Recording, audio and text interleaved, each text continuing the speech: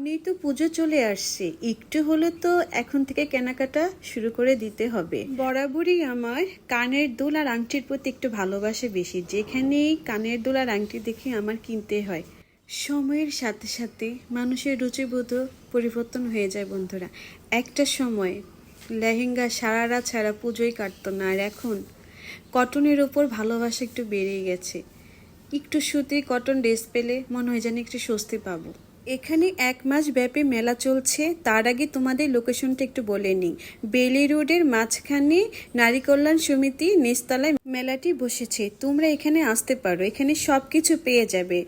Cosmetics থেকে শুরু করে বিছানার চাদর, টাঙ্গাইলের সুতির শাড়ি, কটনের উপরে শাড়ি আর 3 পিস তো থাকছেই।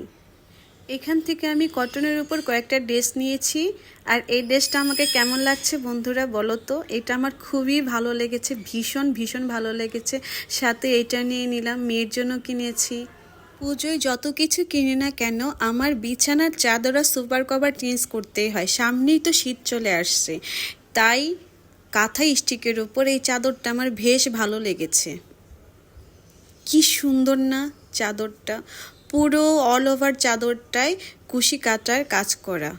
তোমরা এখানে এসে নিয়ে যেতে পারো। আমি এই চাদরটা নিয়েছি, ভীষণই সুন্দর চাদরটা।